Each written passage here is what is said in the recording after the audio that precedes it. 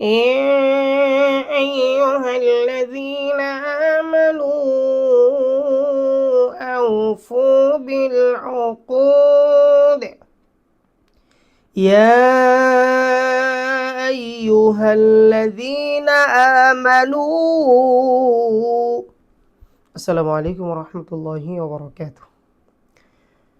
আজকের ভিডিওটা হচ্ছে যারা হাফেজ কোরআন বা যারা হিফজ পড়তেছে, নাজেরা এদেরও দরকার আছে, কিন্তু নুরানি বাচ্চারা একটু শিখা দরকার আছে।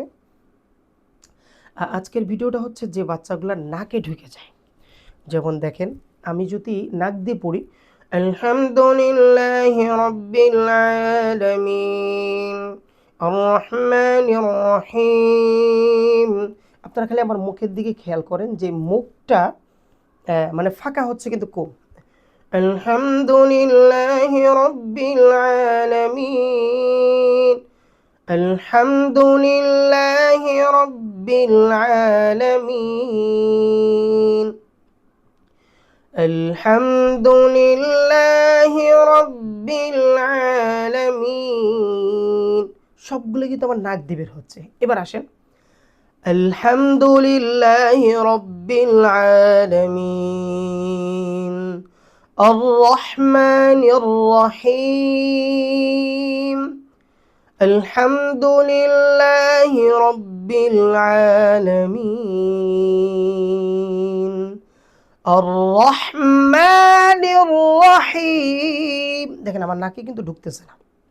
হ্যাঁ, তারপরে আরেকটা যদি সুর দিই আলহামদুলিল্লাহি রাব্বিল আলামিন, কোনো নাকে ঢুকতেছে না কিন্তু।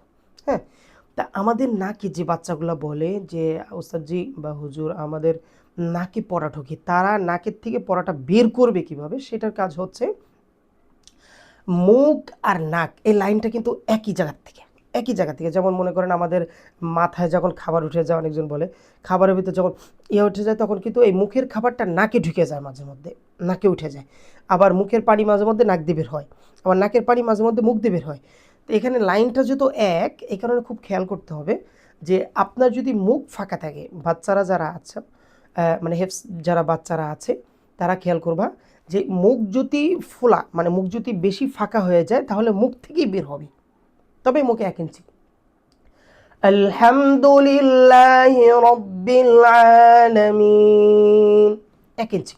1 ইঞ্চির কম যদি হয় বা অতিরিক্ত কম হয়ে যায়, নাক ফুলে যায়, সেক্ষেত্রে কিন্তু নাক দিয়ে বের হবে। তার মানে আমরা বুঝতেছি যদি নাক মুখের থেকে যদি নাকের ফোঁকা বেশি বড় হয়ে যায় সেক্ষেত্রে নাক দিয়ে পড়া বের হবে।